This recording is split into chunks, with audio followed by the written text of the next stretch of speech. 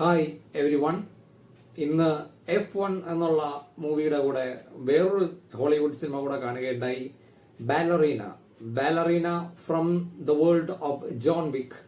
John വിക്കിന്റെ ലോകത്തിൽ നിന്നും ബാലറീന, അതായത് ഊഹിക്കാം, ജോൺ വിക്ക് എന്നുള്ള അതേ യൂണിവേഴ്സിൽ ജോൺ വിക്കിന്റെ കഥ നടക്കുന്നതിന്റെ മറ്റൊരു സൈഡിൽ നടക്കുന്ന വേറൊരു കഥയാണ് ബാലറീന.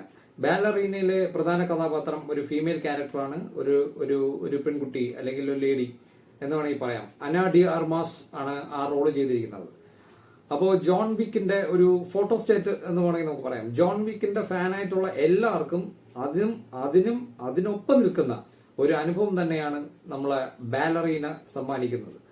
ബാലറീന ലെൻ വൈസ്മാൻ ആണ് അതിന്റെ ഡയറക്ടർ ആര് എന്നുള്ളതല്ല. ജോൺ വിക്ക് 1, 2 പിന്നെ 3യും, ഞാൻ 4നെ കണക്കാക്കുന്നില്ല, 4 ഞാൻ ആ ഒരു കാറ്റഗറി പെടുത്തുന്നില്ല.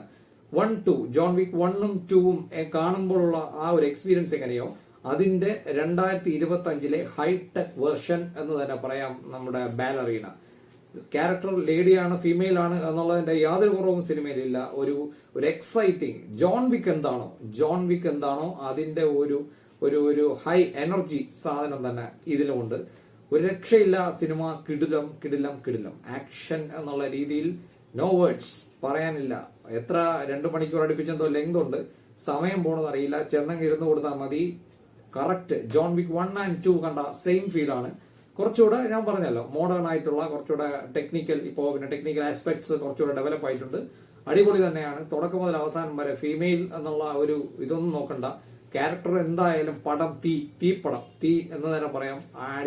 ഒരു രക്ഷയില്ലാത്ത പടം, കിടിലം പടം, ബോറടിയില്ല, ലാംഗ്വേജ് ഇഷ്യൂ അല്ല, ആർക്ക് വേണോ കാണാം. സ്റ്റണ്ട്സിന് വേണ്ടി മാത്രം കാണാം. സ്റ്റണ്ട്സ് അങ്ങനെ വല്ലപ്പോഴും വിട്ടുവിട്ട് വരുന്ന സ്റ്റണ്ടൊന്നുമല്ല, ഏതാണ്ട് കണ്ടിന്യൂസ് ആയിട്ടുള്ള സ്റ്റണ്ട് തന്നെയാണ്. ഒരു നിമിഷം പോലും ബോറടിക്കില്ല. പടം പെട്ടെന്ന് അങ്ങ് സ്റ്റാർട്ട് ചെയ്യും, പെട്ടെന്ന് അങ്ങ് തീരും, അങ്ങനത്തെ ഒരു അവസ്ഥയാണ്. പിന്നെ ക്യാരക്ടർ നമ്മളെ നായിക അന ഡി ആർമാസ്, നല്ല പെർഫോമൻസ് ആണ്. നമുക്കറിയാം ജെയിംസ് ബോണ്ട് ഫിലിംസിലൊക്കെ വരുന്ന പുള്ളിക്കാരിയാണ്. പിന്നെ ഏറ്റവും വലിയ സ്പെഷ്യാലിറ്റി നമ്മളെ അണ്ണൻ സിനിമയിലുണ്ട്, ജോൺ വിക്ക് സിനിമയിലുണ്ട്, നമ്മുടെ കെനിയു റീവ്സ് സിനിമയിലുണ്ട്. ക്ലൈമാക്സിലും ഇടയ്ക്കൊരു രംഗത്തിലും ഗസ്റ്റ് പോലെ വന്നിട്ട് പോകുന്നുണ്ട്. പുള്ളിക്കാരന് പൂന്ത് വിളയാടാനുള്ള രംഗങ്ങളും സിനിമയിൽ കൊടുത്തിട്ടുണ്ട്. നല്ല അടിപൊളിയായിട്ടുള്ള ആക്ഷൻ സീനുകളും ജോൺ വിക്കിനുണ്ട്. അങ്ങനെ ജോൺ വിക്കും ബാലറീനയും കൂടെ ചേർന്നുള്ള രംഗങ്ങളുണ്ട്.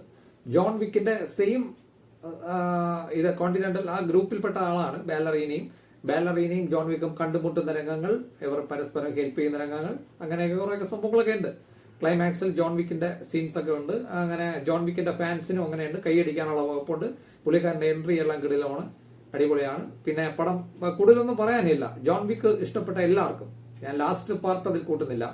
1 and 2 പോകുന്ന പോക്ക് നിങ്ങൾക്കറിയാം. ജോൺ വിക്ക് പാർട്ട് 1ഉം ചാപ്റ്റർ 1ഉം ചാപ്റ്റർ 2 അത്രയ്ക്ക് ഫാസ്റ്റ് ആയിട്ട്, പ്രത്യേകിച്ച് അങ്ങനെ കഥയ്ക്കൊന്നും ഭയങ്കരമായ പ്രാധാന്യം കൊടുക്കാതെ സീൻസിന് മാത്രം ഇമ്പോർട്ടൻസ് കൊടുത്ത് പോകുന്ന ആദ്യുഗ്രൻ വളരെ വേഗത്തിൽ മൂവ് ചെയ്യുന്ന ഒരു പെർഫെക്റ്റ് ആക്ഷൻ മൂവിയാണ് ജോൺ വിക്ക് 1 and 2. 3 എന്ന് പറയുമ്പോൾ കുറച്ചുകൂടെ ഒരു കാറ്റഗറി മാറുന്നു. പിന്നെ 4 എന്ന് പറയുമ്പോൾ മൊത്തത്തിൽ കഥ നല്ല ലെങ്ത് ഒക്കെ വരുന്ന രീതിയിലുള്ള കുറച്ച് കൂടുതൽ ഇതൊക്കെ കയറ്റിയ ഡയലോഗൊക്കെ കൂടുതൽ കയറ്റിയ കഥയാണ്. അത് ഞാൻ പെടുത്തുന്നില്ല.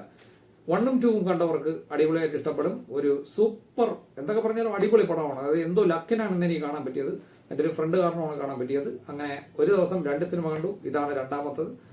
അടിപൊളി. ഇതും അങ്ങനെ ഈ ദിവസം എനിക്ക് കണ്ട 2 സിനിമകളും ഭയങ്കരമായിട്ട് എനിക്ക് ഇഷ്ടപ്പെട്ടു. അങ്ങോട്ട് ബാലറീനയും ഡോൺ മിസ് ആണ്, പക്ഷെ തിയേറ്ററിൽ കാണാൻ പറ്റുമോ എന്നറിയില്ല.